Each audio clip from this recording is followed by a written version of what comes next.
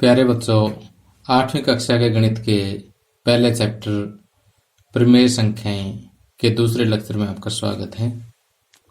इससे पहले पिछले लेक्चर में हमने प्राकृत संख्याएं, पूर्ण संख्याएं, पूर्णांक और प्रमेय संख्याओं की जानकारी प्राप्त कर ली थी।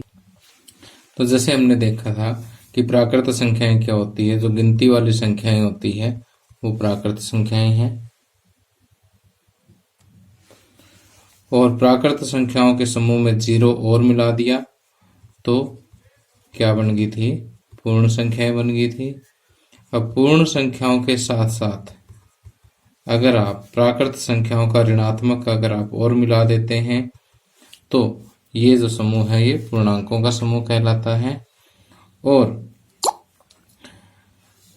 जो संख्या p बाई क्यू के रूप में लिखी जाए, जहां p और q दोनों पूर्णांक हो लेकिन q 0 ना हो, ऐसी संख्या क्या कहलाती है? प्रमेय संख्याएं कहलाती है। तो ये सारा कुछ हम पहले लेक्चर में सीख चुके हैं। जिन बच्चों ने पहला लेक्चर नहीं देखा है वो फर्स्ट लेक्चर को जरूर देखें।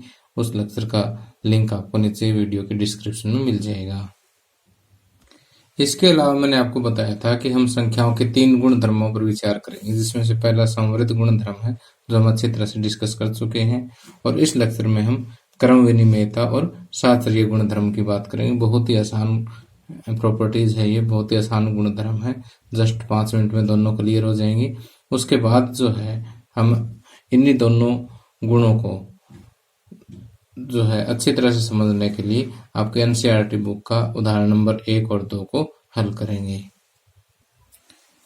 अब देखिए कि क्रम विनिमयता गुण को जो है मैं आपको एक उदाहरण के माध्यम से समझाता हूँ, और आसानी के लिए सबसे पहले मैं प्राकृत संख्याओं के लिए क्रम विनिमयता गुण समझाता हूँ और प्लस ऑपरेशन पर।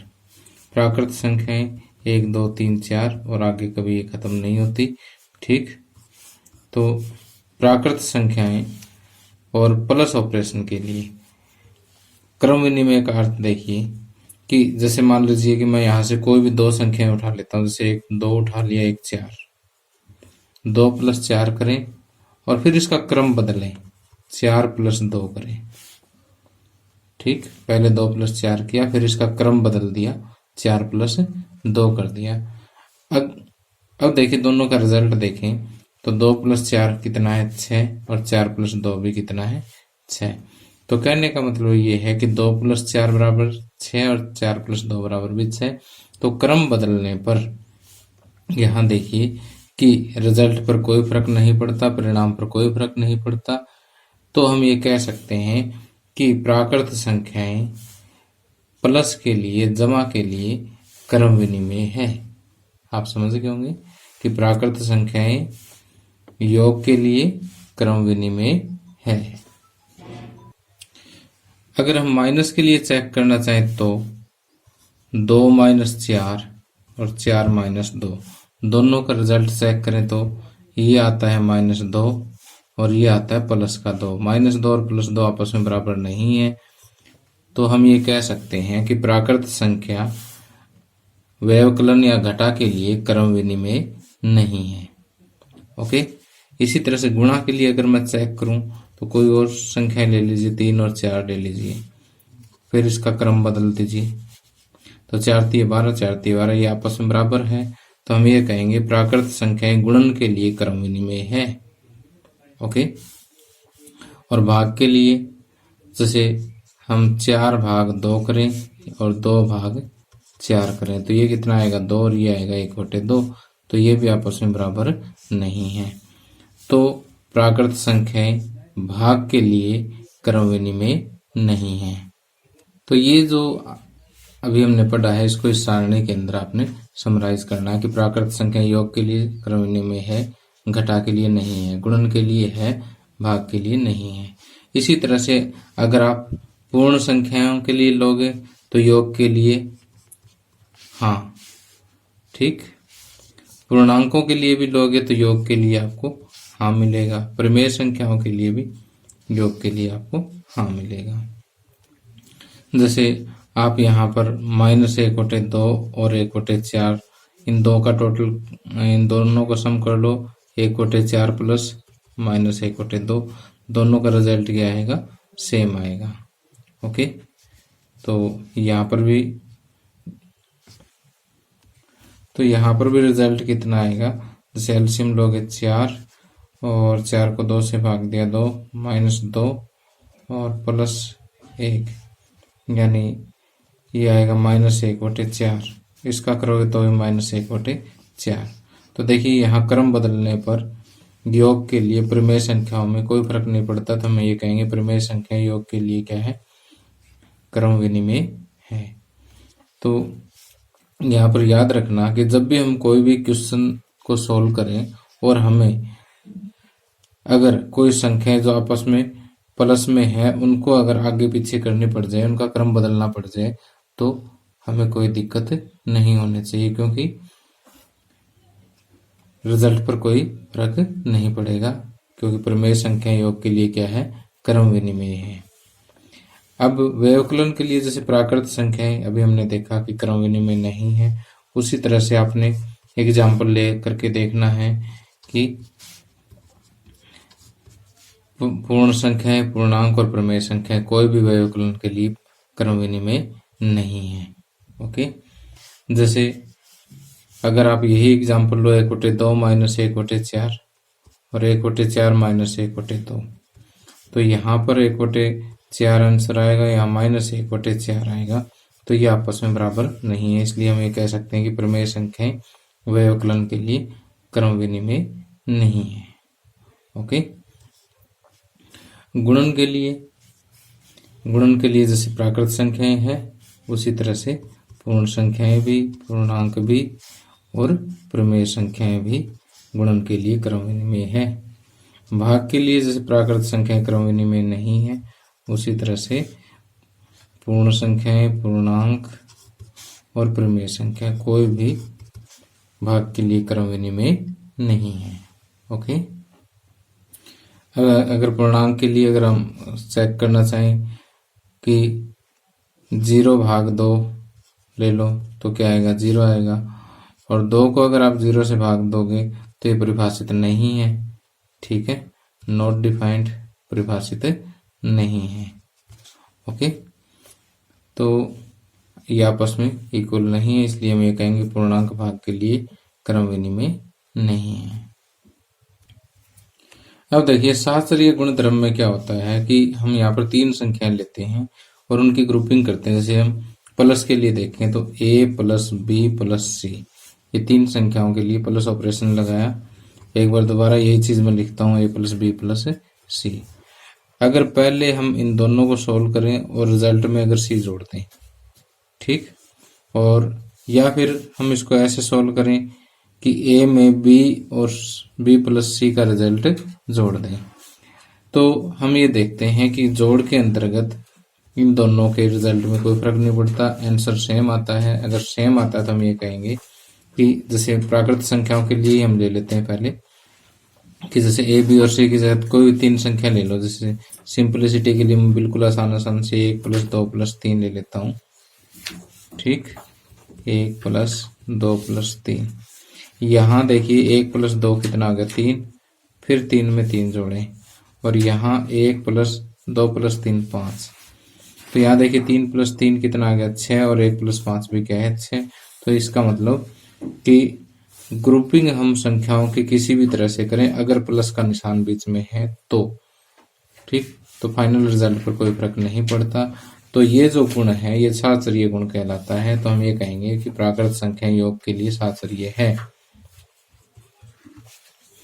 व्यवकलन के लिए देखिए 1 - 2 - 3, 1 - 2 - 3, पहले इन दोनों की ग्रुपिंग करो फिर इन दोनों की ग्रुपिंग करो, तो अब देखो क्या रिजल्ट सेम आता है। 1 - 2 कितना है, -1 और -3, तो ये -4 आएगा। और ये 1 2 - 3 कितना है, -1 और माइनस प्लस का 1, और ये आएगा 2। ठीक, तो ये आया -4 और ये आया 2। तो प्राकृत संख्याएं व्यवकलन के लिए शास्त्रीय नहीं है। ठीक, अब देखिए गुणा में कोई फर्क पड़ता है, 1 × 2 × 3, 1 × 2 × 3, पहले इनकी ग्रुपिंग फिर इनकी।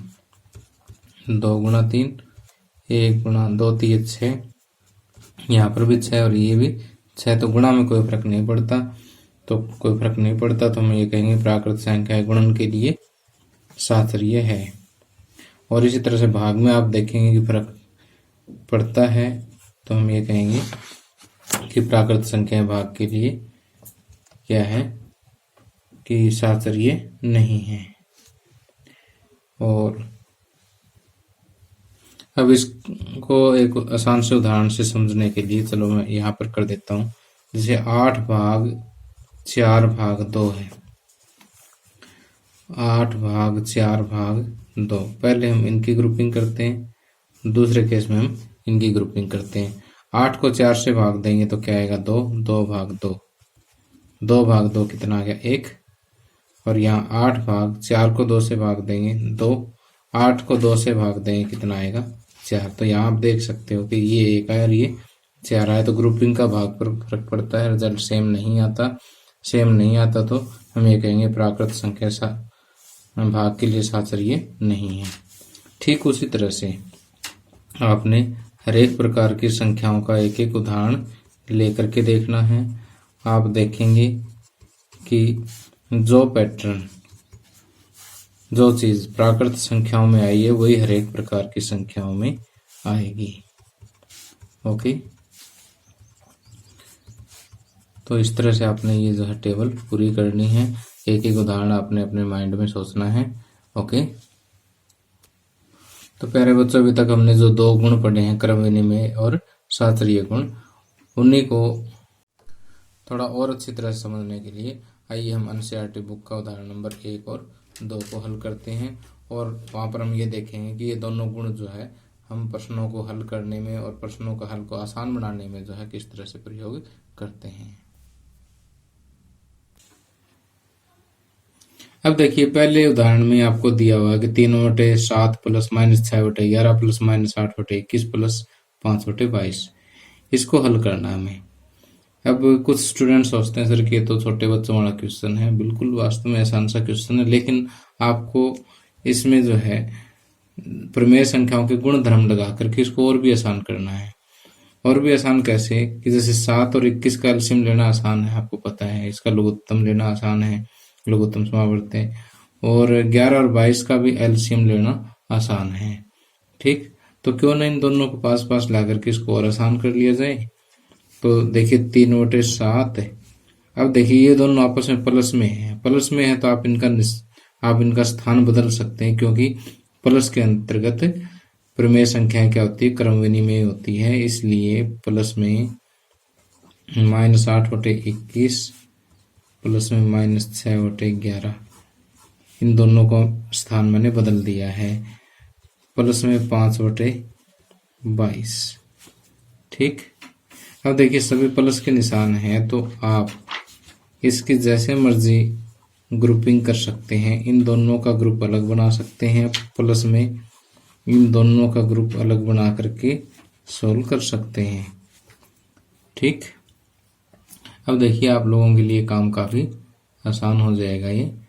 ओके, तो यहाँ पर 7 और 21 का एलसीएम कितना आ गया 21 को 7 से भाग दें 3 3 3 9, प्लस में 21 को 21 से भाग दिया 1 को -8 से गुणा -8, प्लस में यहाँ पर 22 है। 11 और 22 का एलसीएम जो है कितना आएगा 22 को 11 से भाग देंगे 2 2 6 12। ओके, 22 को 22 से भाग दिया 1 5 5। ओके, 9 में से 8 माइनस करेंगे तो ये आएगा 1/21, और प्लस में 12 में से 5 माइनस करेंगे 7, और माइनस के ज़्यादा तो माइनस के 7/22। ओके, अब देखिए 22 और 21 का एलसीएम लेंगे तो 22 और 21 एक टेबल में तो जाते नहीं, इसलिए 22 और 21 की सीधी गुणा करनी पड़ेगी, और सीधी गुणा आती है 462। 462 को जब 21 से भाग देंगे तो क्योंकि सीधी गुणा की इसलिए 22 ही आएगा, और 462 को 22 से भाग देंगे तो 21 21 को 7 से गुणा करेंगे, 21 7 147, प्लस और माइनस की गुणा माइनस हो जाएगी। ठीक, तो 147 में से 22 माइनस करेंगे तो ये आएगा 125, यानी 22 माइनस 147, 22 में से 147 माइनस करेंगे तो माइनस का 125 बटे 462।